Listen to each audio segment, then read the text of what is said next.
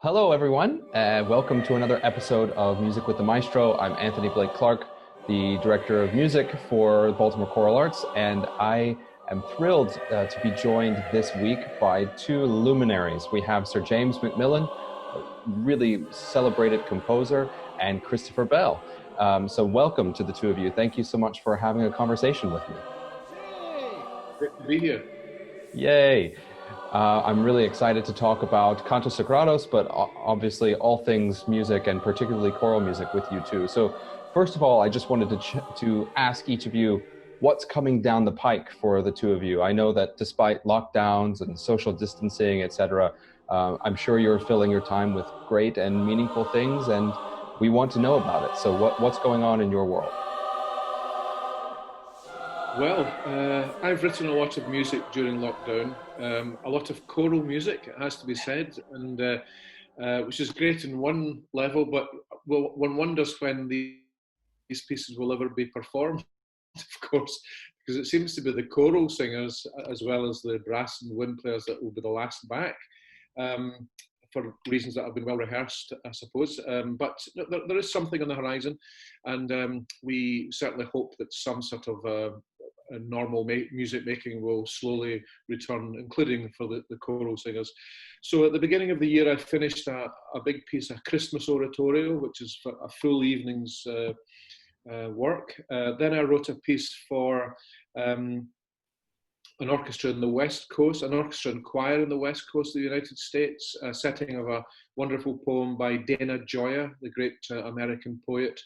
Then I wrote a piece for the Pittsburgh Symphony Orchestra, lots of American connections, which is great, and lots of. I've actually written a one-act, 1 hour piece for almost an unaccompanied choir. It's for 2 choirs plus 1 percussionist for the Mitteldeutsche Rundfunk Chor in Leipzig. So, as I say, lots of choral music. Excellent. I like to hear that. Christopher, Yeah. what about you? Well, I have finished my tenure in Washington, and so I'm back in Scotland. I'm still the artistic director of the National Youth Choir of Scotland. Now, as Sir James has said, of course, we are in a situation where we can't sing. And in fact, our government has actually issued guidelines for the schools, which went back just a few days ago. They've all gone back. I know this is very topical because in the US there's a conversation about whether the kids are going back to school and how they're doing it and everything else. In Scotland, it was decided some months ago that they would all go back on the 11th of August, and they have done that. But in doing that, guidelines were issued, and it was specifically said no singing, no brass playing, no sharing of instruments, no woodwind or whatever. Now, there are little light at the end of the tunnel in that there are various studies being done, and we're hearing relatively good pre-reports about some of these studies to do with the aerosols and everything else. So they're coming out next week, and we're hoping that over a period of weeks, this thing will kind of sort itself out. I've been doing a lot online conducting teaching, online musicianship teaching, and we did run an online course where we did sectional rehearsals, and then we did a whole lot of social activities as well. So we kept that going for the National Choir, and then of course I'm still attached to Chicago, to the Grant Park Music Festival, and here's hoping that the restriction for Europeans to fly into the United States will be lifted by the time I'm next supposed to be in Chicago doing some auditioning. That's what the future is holding for me, along with quite a lot of gardening and baking. So you're contributing to the shortage of flour. We've had a flour shortage here. It's been because a many pleasure. people, Yes. yes, indeed. So it's very special for me to have you both on here. Christopher, you and I have become dear friends through your tenure in Washington, D.C., through the Washington Chorus. And I think we fell in very quickly together. I can't think of a colleague who's been kinder and has given better advice and who's more fun than you. So Oh, it's very well, nice. Hey, and Sir James, I've always loved your music. And when I was in graduate school, I sang in actually I think the European premiere of your St. Luke Passion at the City of Birmingham Symphony Orchestra. And you were very kind and took time to listen to the questions of a very eager young graduate student. So thank you for that. But it's quite a treat to have you both here today. So let's just start with you, Sir James. When you write for choirs often, as we've just talked about, and I know that this might be different each time, but could you be kind enough to sort of share your compositional process, particularly writing for voices, to the extent that you can describe it? Well, anytime I'm setting text, one realizes that that is the defining factor of the compositional process. And therefore, it's very different from the non-text based pieces, where pieces for orchestra or chamber ensemble and so on have to be built around their own abstract form. However, when text is there, in a sense, much of the questions about compositional design is decided for you. Sometimes the structure is made clear in the kind of text you're setting, and even the direction and the emotional character of the music can be shaped by the text. So in that sense, text is a great companion for the composer. It's something that a composer feels one is getting immense help from. There's something about setting words, though, for the human voice that's always been a big focus for me ever since I was a teenage chorister myself. Not a particularly good one. I sang as a particularly weedy teenage tenor way back in the day in Ayrshire and Cumnock. But that experience has lived with me all the time, and I've gradually come back to writing a lot of choral music, including 2 passion settings so far. You mentioned the St. Luke, there's also a St. John, and maybe someday I'll get on to the other ones as well. Excellent. So, Christopher, could you explain your relationship with the music of James MacMillan through the last few years? Well, it's quite a few years now. We're going to be admitting quite a number of years. I first met. It's funny to call him Sir James because and he will call me Chris as well. Because when I was at school, when I was at university, I was Chris for the 4 years that I was there. And the minute I left the university, I thought, I don't like being called Chris. But anyone who knew me from university has called me Chris. And of course, I refer to James as Jimmy. So, and fewer people do that now as time goes on. So it's funny, I feel like I should say in a formal setting, Sir James, but I'm talking to somebody I've known for 30 plus years. And so we were at university together. Sir James is a fraction older than me, just a couple of years. We met at that stage. We sang in a few groups together. We sang in a barbershop quartet together. Wow. There was you had a very strong connection with the Catholic chaplaincy at Edinburgh University, and you would gather a few of us together to sing at services and that sort of thing. So there was always that. As far as really getting to know your choral music. I do believe that it is Cantos that I have the longest relationship with. It was premiered in 1990.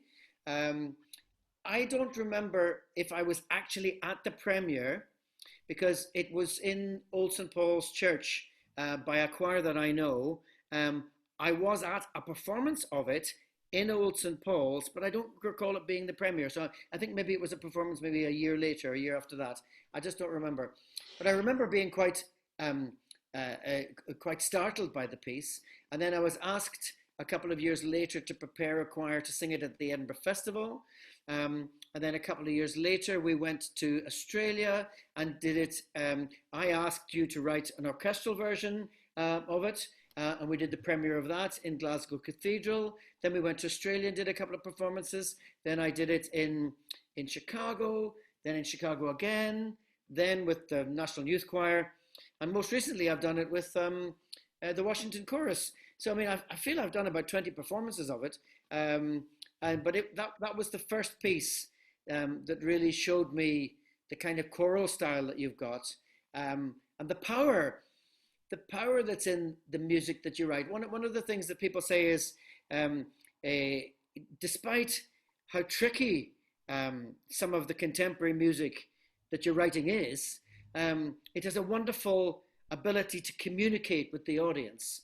What I do remember actually being at the premiere in 1990, watching on the television the world premiere of The Confession of Isabel Gowdy, which was at the London Proms with the BBC Scottish Symphony Orchestra. And I remember watching that piece and being completely transfixed by it, and then watching the audience go absolutely bananas. And you were summoned down, and of course it's a big long walking down onto the stage of the Royal Albert Hall. And I don't know whether you've perfected a slightly, really, me, honestly, but you certainly had a wee bit of at that stage, which was, oh, you seem to like what's going on. And now that was a pivotal moment, 1990, Confession of Isabel Gowdy, the London Proms. I certainly recall that. That was a pivotal moment. Interesting. That's really cool. So you have a relationship with this music and this composer for a while now. So I know that you have a lot to say. A pile of CDs on that wall which you can't see. Sometimes people tease me about the CDs, but I've got a couple of premiere performances of I've got Quickening on CD, and you can't get that. So I'm very proud of my CD collection. It's got sounds on it that you cannot get on the interweb elsewhere. So I'm very pleased with that. I love it. I love the Quickening. We should do that soon. So let's pivot to Cantos Segrados. So Sir James, would you mind giving us sort of the background context of this piece, what the inspiration was, the texts that you chose? Well, I suppose I've set a lot of sacred texts throughout my life, but I've also set a lot of secular texts too. And when I was younger, I was more interested, I would say I was more interested in politics when I was younger. You don't lose your interest in politics, but you kind of drift away from the hard edge of it sometimes.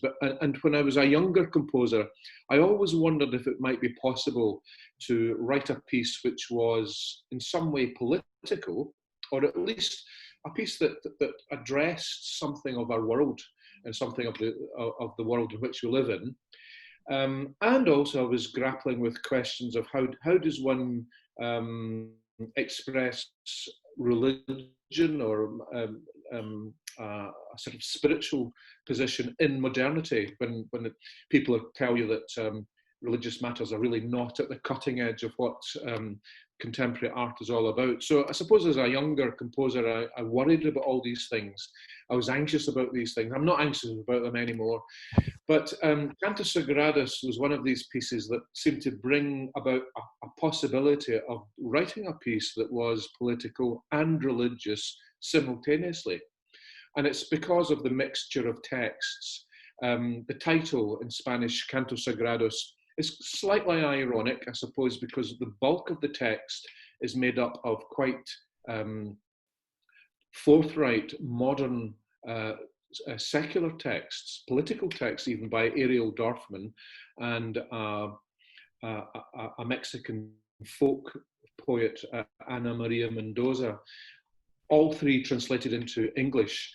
And then either laced through this secular text, or at the end as a little postlude each time, one hears a little sacred text. So almost as a kind of commentary on the secular text, there is this sacred text. So it's a work that seems to inhabit both worlds, and a work that kind of flits around from one world to the next, from the secular to the sacred, from the timeless to the contemporary, from the traditional to the modern. And for all those reasons, I felt it was a kind of breakthrough piece. It allowed me to do a number of different things musically, ideologically, idealistically, artistically at the same time. And I'm delighted that that the piece has had a life, and that Christopher conducts it a lot. And so can I ask a question, Jimmy? Because I think actually you've hit on something that's really quite fundamental. My father's a clergyman. I've been going to church since the cradle. And I keep an eye on church things, and you read about what's going on, and whatever. You will get people who say that there should be no politics in church, that politics and religion should be separate, and that the clergy shouldn't be preaching from the pulpit. And yet, sometimes some of the religious things that we're talking about are right on the cutting edge of what's actually happening. Do we really see that there's a dichotomy? I don't want to put you into dangerous territory here, because of course this is. But sometimes when people will say, "Oh, you shouldn't bring politics into the church," sometimes I think it's because we're a little bit too comfortable in church. We're kind of going through the motions. We're saying our services. We're following the familiar prayers, and yet outside the world is kind of doing dangerous things. So I'm pretty happy that this piece is, you've got the Stabat Mater, the mother of Jesus, looking up at Jesus on the cross, and you've got the poetry of the mothers of the disappeared, and then you've got the greatest mother looking at her son who's about to disappear. I don't see any conflict with that. And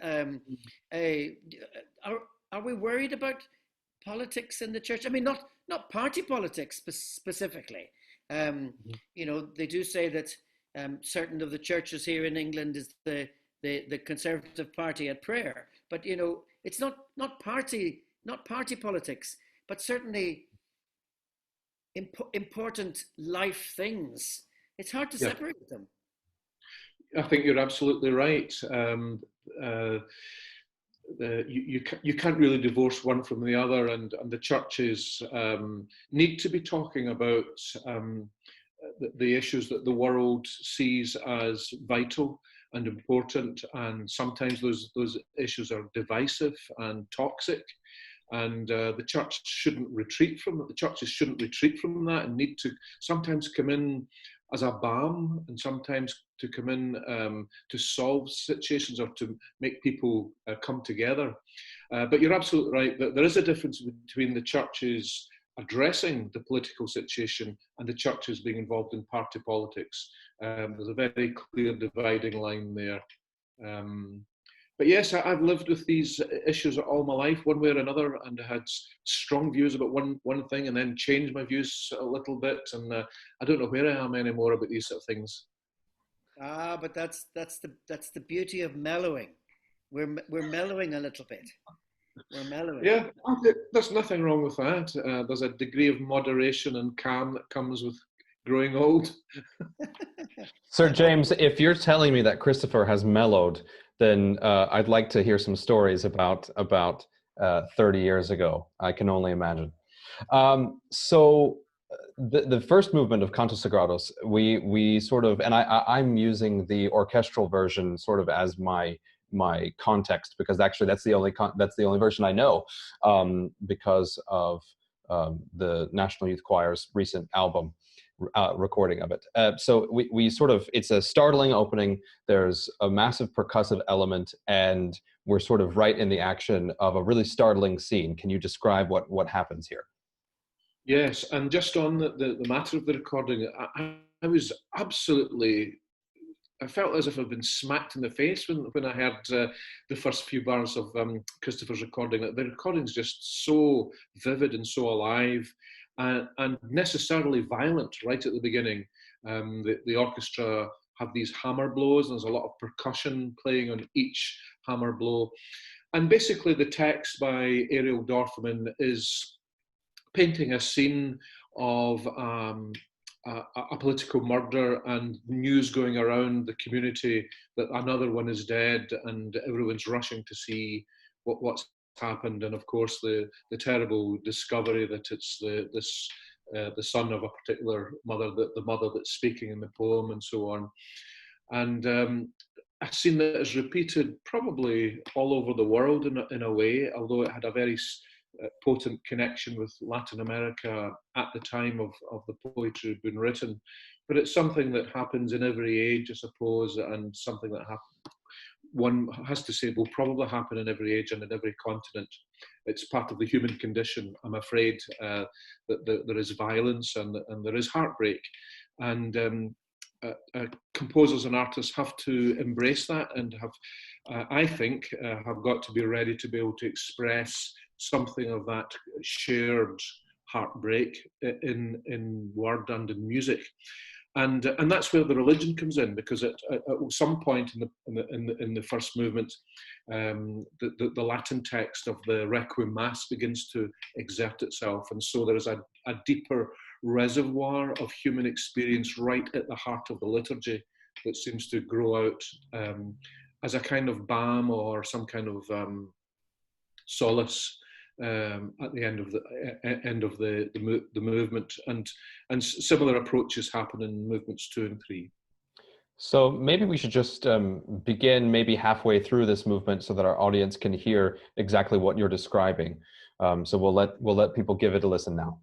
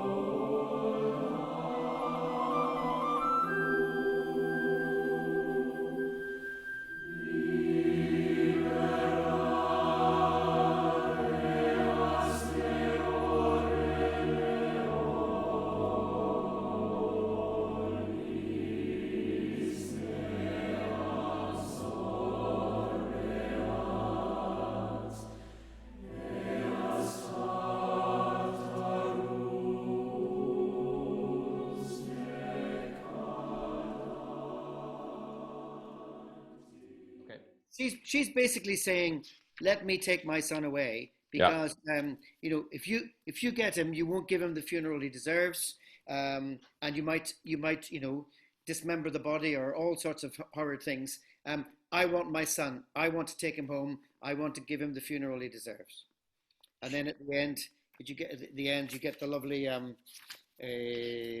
"Libera animas omnium." Right. And I think this is part of the brilliance of how you synthesize that feeling of infinity and the divine and the sacred with this temporal story.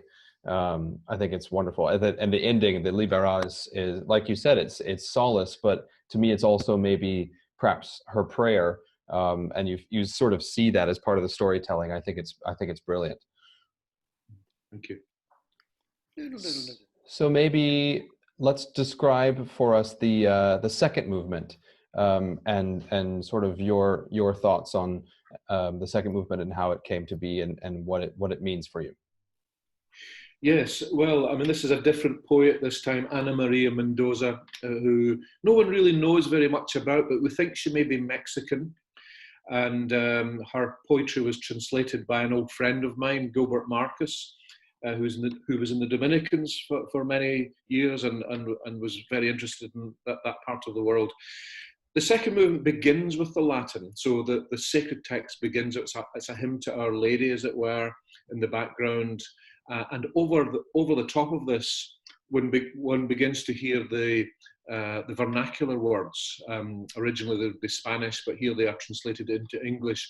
And basically, it's a question being asked about Our Lady of Guadalupe, and the fact that there is a great devotion to Our Lady of Guadalupe in Mexico and throughout Latin America. But of course, the conquerors, the Spanish conquerors, conquistadores, had another Our Lady of the same name who may have been the same person or maybe someone completely different. But there's a kind of an astonishment on the part of the writer that this patron, this beloved saint, could be the patron of both the cruel men and the victims. And so it's in a very simple folk-like way. It explores the timeless quandary that there exists between the third world and the first world, and the rich and the poor. Wow, that's really poignant. I think we should give our audiences the opportunity to hear this too. So maybe we will pick it up right where the author asks the question, why is it that in Spain, sort of beginning to ask that quandary that you just described.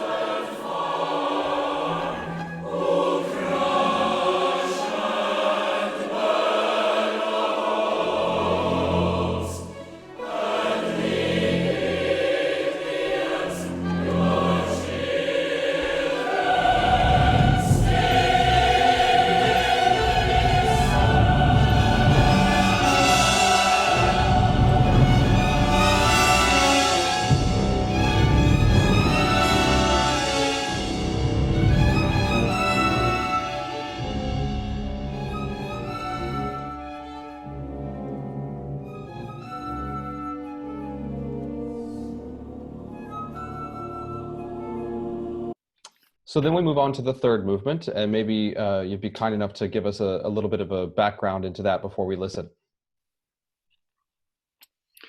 Yes, this is back to Ariel Dorfman, and it paints a rather harrowing scene of a man about to be executed, about to be shot by a firing squad for God knows whatever political reasons. And just at the moment of execution, the captain comes up and ties his hand and so on, but whispers a plea to the condemned man for forgiveness. Forgive me, compañero. And it's a kind of heartbreaking moment when there is a deep empathy between the oppressed and the oppressor, and a kind of healing, a profound healing, with a political healing, but a spiritual healing as well. When we recorded this, we did it. We're doing it with white light, broad daylight. It's not a concert. Everybody's in their work gear. The choir, the orchestra, and the whole thing descends at the end. The executioner has asked for forgiveness, and there's going to be a shot, and we know it's coming. And the choir is singing, "Forgive me, compañero." And there's a low held note, and there's just a very pregnant pause, and the choir whispers, "Forgive me, compañero." And when I stopped and I put my arms down, I looked up, and there are two members in the viola section with tears pouring down their faces. It's 11 o'clock in the morning on I think it was the 4th of January, and they're at work, and they're not supposed to be weeping, but they're thinking, what are you doing to me? So it was very moving. It was very powerful to make this recording as well. The commitment of the singers and the commitment of the orchestra is very total. We knew we were doing something very special. And I know people say that about recordings, but this was one of those moments when I was actually experiencing it. People were thinking, oh my Lord, we're getting to... And I love the fact that I've been able to make this this recording of the orchestral version, which I commissioned for the 150th anniversary of the RSNO chorus. So very glad that no one else managed to get there before me. And it is, I think it's a testament to the power of the music, because so often we as professionals get tied up in our diaries and the next rehearsal plan, and when a piece of music hits you, and maybe more importantly, when it continues to hit you every time you rehearse it, I think it's the mark of a really powerful thing that's come into existence. So I think this is one of those pieces. Thank you. Well, maybe we should just listen to the third movement, at least close to its entirety, so that we get the full impact of this story.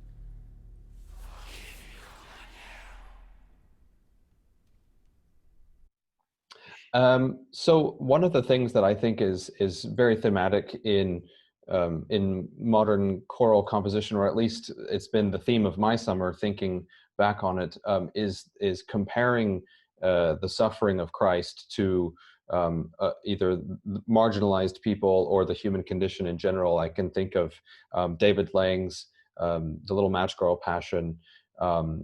Certainly, I've been thinking about that piece quite a bit. I've been thinking about Cantos Segrados, and I think you do a really nice comparison in that way as well. And I think it's really interesting and very startling to compare those two stories. And I think it again, it sort of does that goal that you have in this piece of synthesizing the two worlds, the sort of eternal and spiritual conversation that you're having with contemporary events and modernity. I think it's really fascinating. Yes, and that was certainly my aim at the time. I've noticed in retrospect, I haven't really gone back to that kind of synthesis in the same way. It's either been one thing or the other. It's either been purely religious work or indeed purely political. I'm not sure. There's not been a conscious decision to make the division clear, but maybe it's time for me to bring the synthesis back. It was certainly a very fertile time in my composing life, way back in the 1990s, and there's a couple of pieces from that time that attempted similar scenarios. There's a work that actually Maren Alsop conducted very recently with some of her Baltimore players, called The Exorcism of Rio Sumpul, which is again a kind of exploration of similar kind of territory again in South America. Then there's a music theatre piece of mine called Búsqueda, all from the same sort of time, late 1980s, 1990s, which sets or takes poetry by the mothers of the disappeared again from Argentina and interlaces it with the Latin text of the Mass. There seemed to be something in the air for me way back then in the late 80s and 90s, and it provided a huge motivation for these kind of pieces. Interesting. Well, I would love to see if you explored this idea again. I think it's wonderful. So, Christopher, do you have any parting thoughts on the music of MacMillan or Cantos Segrados specifically? I would very much encourage the listener today who has listened to a bit of Cantos, clearly to listen to the whole thing. Very, very amazing. But I would also encourage them to listen to a piece called Quickening. Mm-hmm. Quickening is I'm trying to find the word. It's absolutely astounding. Really, really astounding. I've been trying to find, it's a game I play with my choral colleagues. There's a missing piece at the end of the 20th century. You know, so we've got at the beginning of the 20th century, we've got Elgar in British choral canon. We've got Elgar, Dream of Gerontius. We've got Sea Symphony. We've got Belshazzar's Feast, William Walton. We've got War Requiem. And there's a space towards the end of the century for the next big piece. What is the big piece that defines the end of the century? And I'm wanting to say that it's Quickening. It's the musical language, the power, the sheer exuberance of the whole thing. On one level, it's many levels of cray all in the one piece. You know, it's got what you call it? It's got a choir of gongs and all sorts of interesting colours and everything else. And the Hilliard Ensemble was in it. Now it's been changed for the King Singers.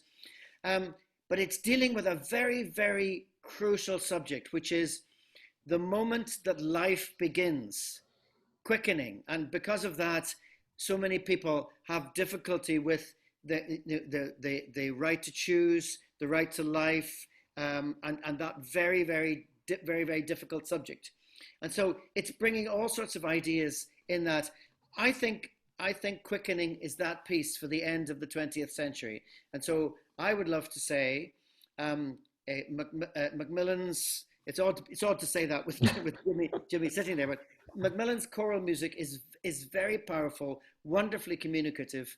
And if you've got the time, listening to Quickening will be rewarded, will be a great reward. It's an astounding piece of music. And it's my nomination for the final piece in that British jigsaw of pieces. The bookend. I've got an American list as well, but the British list should have Quickening at the end of it. Yeah, I couldn't agree more. That's a perfect bookend, and I think it's certainly my favorite of your pieces as well.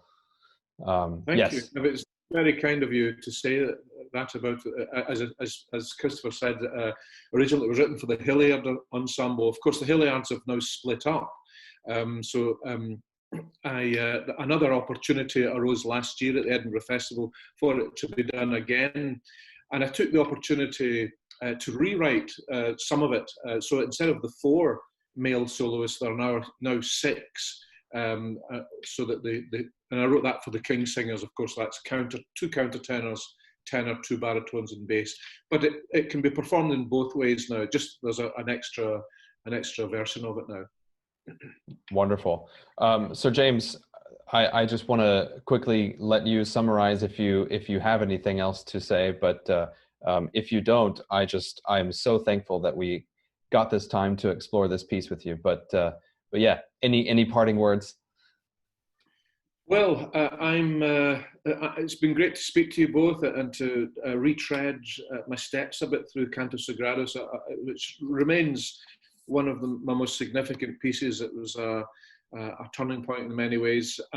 All I'll say is I'm just desperate to get back over to your side of the world, one way or another, to work with the wonderful musicians, whether it be in Baltimore or anywhere else. And I think we're all wanting musical life to come back in one shape or another. And in the meantime, composers will keep writing music. And I suppose I'm writing music into a kind of vacuum at the moment, but in the dear hope that we'll all get the chance to make it come alive in your hands and in the hands of your colleagues in the future. I'm certainly hoping that we get to perform and host you in person, but we get to perform the music that you're writing for the vacuum when all this is over. That'd be great to celebrate by doing new music. Mm-hmm. So thank you so much to the 2 of you for joining me in a really illuminating conversation. It's been so much fun to reunite with the 2 of you, and I really appreciate your time. You're welcome. All the best to Baltimore.